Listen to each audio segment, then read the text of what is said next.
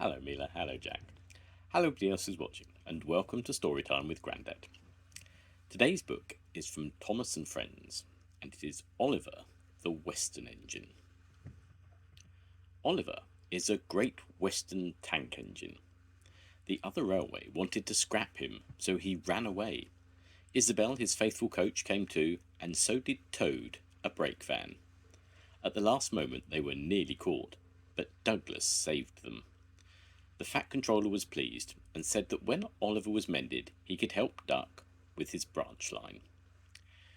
"We'll give you Great Western colours like Duck," he said kindly. "That will help you to forget your troubles." "Oh, thank you, sir," said Oliver happily. Duck's branch line starts from the big station. When Oliver started work, he often met other engines there. They all wanted to know about his adventures. "Amazing," Henry would remark. "Oliver," said James, "has resource and sagacity," put in Gordon. "He is an example to us all." "You're too kind," giggled Oliver modestly. But he was only a tank engine after all. No big engine had ever said admiring things to him before.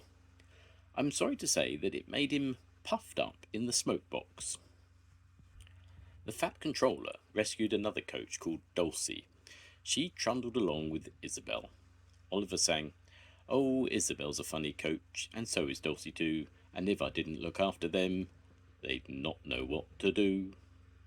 "Just listen to him, just listen to him," twittered Dulcie. "He's proud, he's conceited, he's heading for trouble," Isabel sadly replied. "I feel it in my frames." She shrieked as they rounded a curve. Oliver just laughed. "Henry says I'm amazing. He's right. What do I care for trouble? I just push it aside." All trucks are badly behaved, but ballast trucks are worst of all. Donald, Douglas and Duck warned Oliver about this. "You think I can't manage?" he said huffily.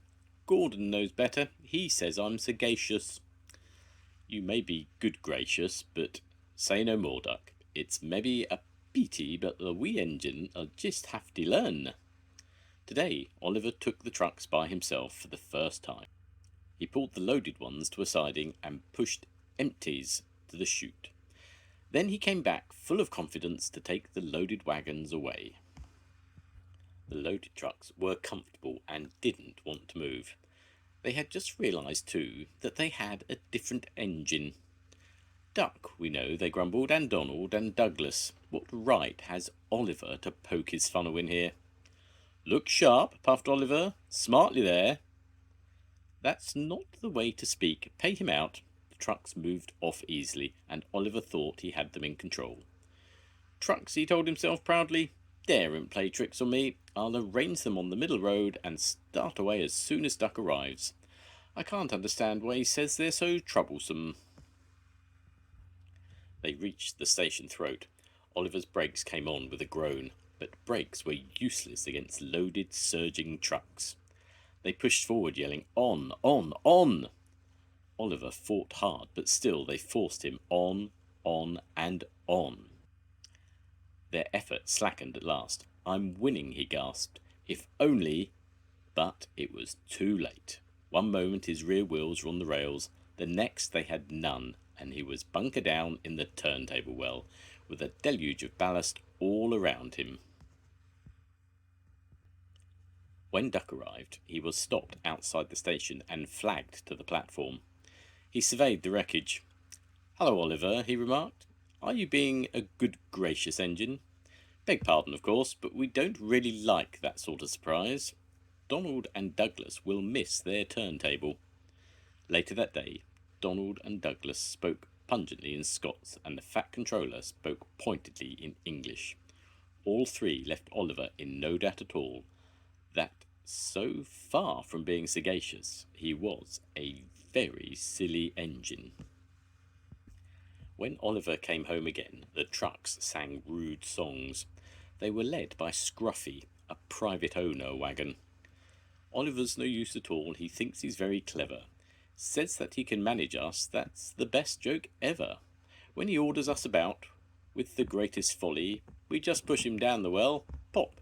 Good old Ollie! The engines bumped them. Shut up, they ordered, but they couldn't be everywhere, and everywhere they weren't. The trucks began again. At last they gave it up. We're sorry, Oliver, they said. It's really my fault, he answered sadly. I'm worried, Mr. Douglas, said Toad next morning.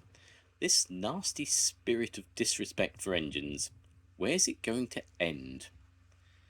Dear Nas, said Douglas gloomily, it must be stopped before it gets worse. I believe Mr. Oliver can do it. Maybe so, but how? I have a plan, Mr. Douglas. May I stay here today and help him? We are both Great Western and must stand together. Would you ask him before you go to favour me with a word? I'll take you to him. But he's owe a smar for the work he had in mind. No, Duck, Toad's right. This trouble's my fault, and I must put it right. I meant no disrespect, you understand. Of course not, Toad. Anyway, driver says the same, and he's arranged it with the station master. Very well, Oliver, but I must hurry. My passengers'll be waiting. Don't forget Stepney's tip about sand. Lay it on the rails as you back down, and roll it firm with your wheels. You get a splendid grip that way. Good luck. We three'll be there to cheer you on while you give those trucks a lesson. So long, smiled Oliver bravely, but he felt dreadfully nervous inside. I expect, Mr. Oliver, you'll want me on the middle road as a stop block like? Yes, please. Oliver marshalled the worst trucks 2 by 2 in front of Toad. This way, Mr. Oliver. Takes longer, but they can't give trouble, and if you leave that scruffy till last, you'll have him behind you. Then you can bump him if he starts his nonsense. Duck arrived to find them ready and waiting. 3 cheers for Oliver and Toad, he called. Alice and Mirabell responded with a will, and so wonderingly did the passengers. Hold back, whispered Scruffy. The trucks giggled as they passed the word. Oliver dug his wheels into the sand and gave a mighty heave. Ooh, groaned Scruffy. His couplings tightened. He was stretched between Oliver and the trucks. I don't like this. Go it, yelled Duck. Well done, boy, well done. Ow, ow, wailed Scruffy, but no one bothered about him. Ow, ow, I'm coming apart. There came a rending, splitting crash. Oliver shot forward suddenly. Scruffy's front end bumped behind his bunker, while Scruffy's load spread itself over the track. Well, Oliver, so you don't know your own strength, is that it? No, sir, said Oliver nervously. The Fat Controller inspected the remains. As I thought, he remarked. Rotten wood, rusty frames, unserviceable before it came.